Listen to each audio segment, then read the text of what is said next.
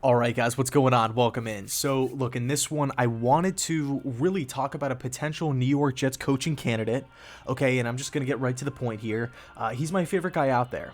All right, and I know I'm going to sound like a broken record in this video because you've probably heard his name on my channel for the last 3 years. All right, so I apologize if I sound redundant here or if I'm repeating a lot of what I've said throughout the years. But when I look at the head coach of Iowa State, Matt Campbell, he is the absolute perfect fit for this New York Jets team. When not only just resume and wins and losses and all that kind of stuff.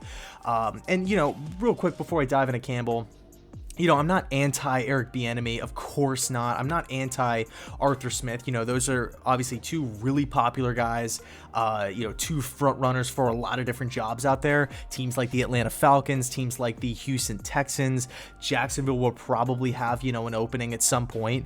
I'm trying to think of a couple other teams, but I digress. The point is, I like those guys a lot. They've been putting out, a ton of great work this season, especially Bieniemy, because this dude's been absolutely dominating for multiple seasons with the Kansas City Chiefs. But I'll say this. All right, I'll say this about Matt Campbell. Something that Campbell has that the others don't. You can make the same argument that Matt Rule has the same trait, but it's taking something in shambles, right? Taking a losing program, taking something that, they don't have the best recruits. They don't have the best players. They don't really have the best reputation as far as history and whatnot goes. It's not like Campbell or Matt Rule inherited like an Ohio State program, like a Ryan Day, or it's not like he's going to a Florida State or a Texas or a USC where it's just 5-star, 5-star, 5-star, 4-star recruits all over the place. It's something where you're taking, again, something in shambles, a losing 2-win, 3-win program, and you are building it up every day, brick by brick, getting players to buy into the process. That's what Matt Campbell is all about. Buying in, trusting yourself, not listening to the outside noise, forgetting about social media, forgetting about the doubters, forgetting about, everybody picking Oklahoma to win the Big 12. It's all about trusting you. It's all about trusting the playbook, the coaches, your team around you. It's just a band of brothers. And I love that mentality. There were a lot of critics that hated the Matt Rule hire in Carolina. What's happening in Carolina? Same situation like at Baylor. Matt Rule is stepping into a Carolina Panthers team with not a lot of talent, with a bunch of young players, with, guys that, quite frankly, not only are they just young and inexperienced, but in the case of Robbie Anderson, the Jets had, couldn't figure out how to use him. They took the New York Jets years and years and years, and they just couldn't figure it out. 1 year, a quarter into the season, he's having the best season of his career, and he's, his stats are off the chart. I'm not saying, Matt Rule is only good because he's developing Robbie Anderson, but when you look at the Carolina Panthers before the season, what everybody was saying about this team, it's tank for Trevor.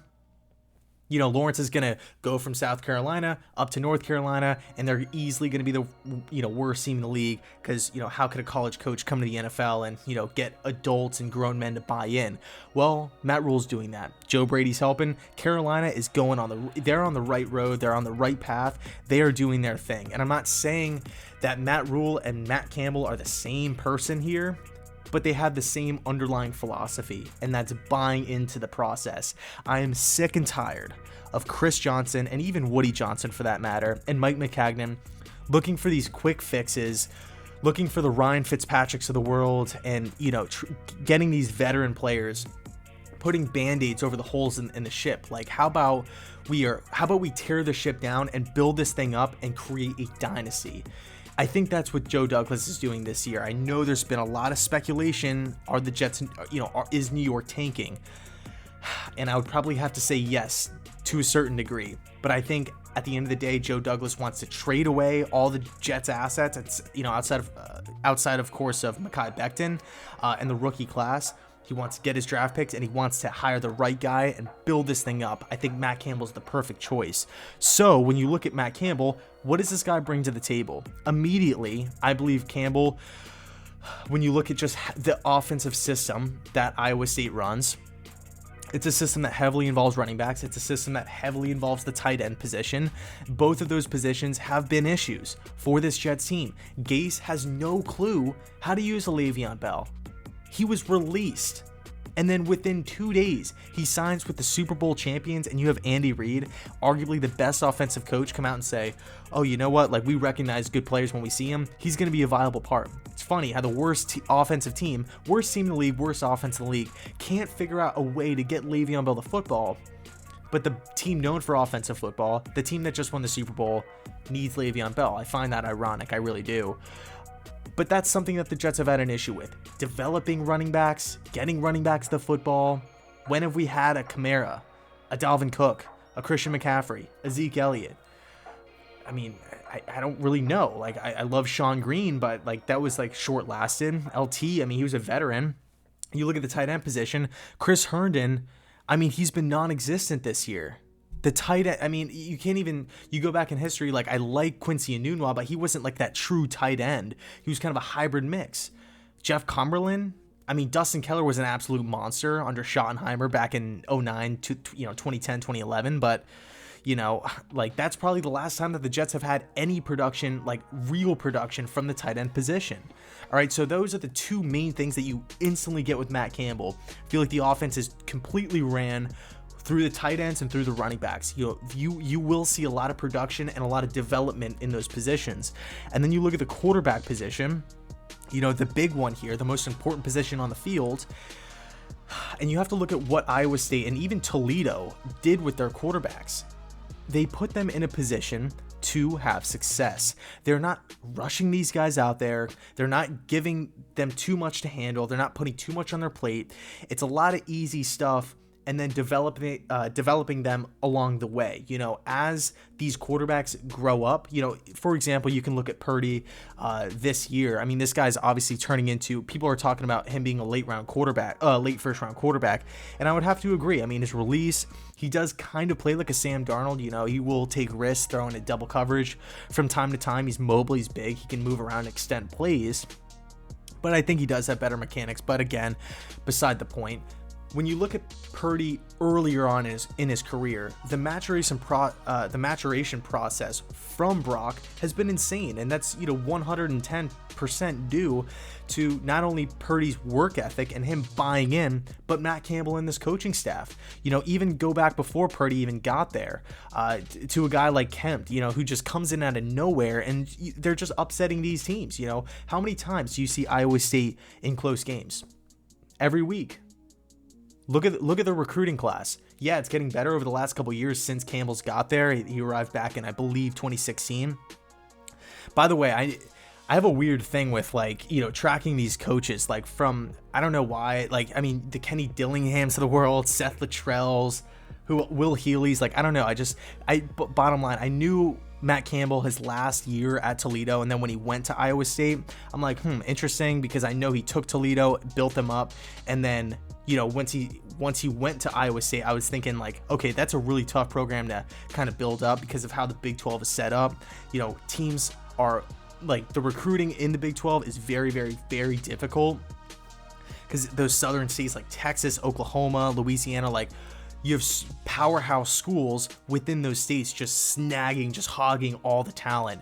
And then, even the second tier kind of teams like the TCUs of the world, the Baylors of the world, and even below them, like Texas Tech and Kansas State, that's a tough place to recruit, in the middle of the country like that. But Matt Campbell found a way. He found a way in Toledo. He found a way at Iowa State. And I think he's ready to take that next step. When I look at this Jets team, it's going to be filled with rookies. It's going to be filled with young players. I think they're going to just need some direction. I really do believe that. I don't think the Jets are in a situation where they should bring in a guy and it's just going to be all right, let's just try to go sign a couple mega deals and try to make this thing work like they did a couple years ago back in 2016, when they brought Revis back and they brought Cromartie back and all that kind of stuff, and they're just shelling out these massive contracts. I don't want New York to do that. I want this team to build from the ground up. Again, we are the worst team in the league. There's nowhere, we can't go any further south. We are the worst. The only way we can go is up. But we can stall, right? We can flatline. We can plateau here. That's unacceptable. I mean, that's a perfect example of that is Cleveland. Just keeping Hugh Jackson around, keeping, then like just going like with a crazy like oddball hire in Freddie Kitchens with, not really that solid of a resume. You saw what happened in Cleveland. It just set the team back. It sets the team back. It just keeps them kind of treading water. They're not really getting better, and they're already at the bottom of the league. So I know I'm rambling here, but the point I'm trying to get at is that Matt Campbell, I believe, would not only just be the perfect fit from a personal standpoint, right? Getting younger players to buy into culture. I mean, how many times have we heard Chris Johnson talk about, we need to create culture. We want to create a winning culture. We need to, we need to have players want to play for the New York Jets. Nobody wants to play for Adam Gase. No one. I'm sorry, but no one does. Nobody wanted to play for him in Miami. Nobody wants to play for him here. I mean, you see these players tweeting and whatnot, like after like Le'Veon Bell, Jamal Adams, they're like, get me out of town.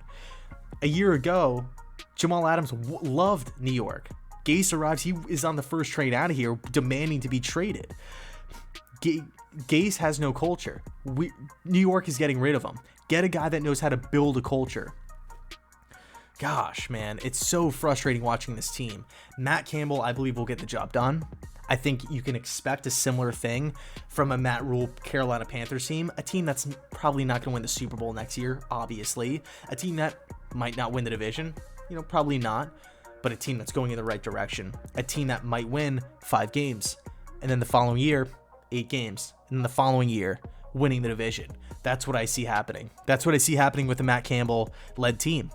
I mean, especially, how the offense is ran. They actually have a big game this Sunday. Okay, Oklahoma State, they're a top 10 ranked team. I know the rankings are kind of messed up because of the virus and all that kind of stuff. So teams are kind of shoveled. Some teams are higher than they should be, but it's going to be a huge test, right? I believe Iowa State, there's a really good chance they can win the Big 12 this year. All right, and I believe Matt Campbell will have interviews lined up. I think there will be teams chomping at the bit to sign a guy like this. And I love Bieniemy.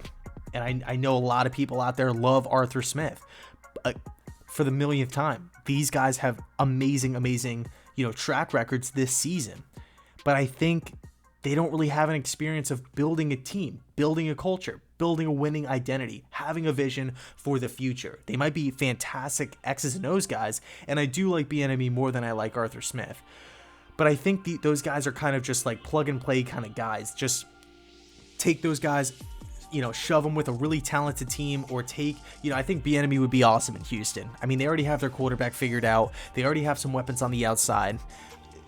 If Bieniemy goes to Houston, that's a team that people could have winning the AFC South. Bieniemy goes to New York. I mean, when the waters get turbulent, which they will, the Jets will probably lose, double digits next year. Will Bieniemy know how to, right the ship and kind of coast and find the shore, find the light at the end of the tunnel? I don't really know, but I know Matt Campbell can. I know Matt Rule could have. We were all on board with Matt Rule. You guys were, I was, everybody loved Rule. Why?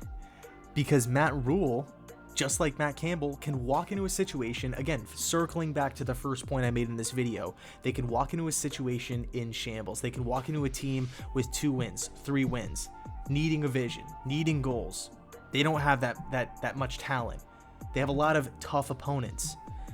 These guys have a time-tested resume of walking into bad situations, flipping the script, turning the tables on the conference, and making people buy in. And that's what I'm sold on with Matt Campbell. So I'll leave it there.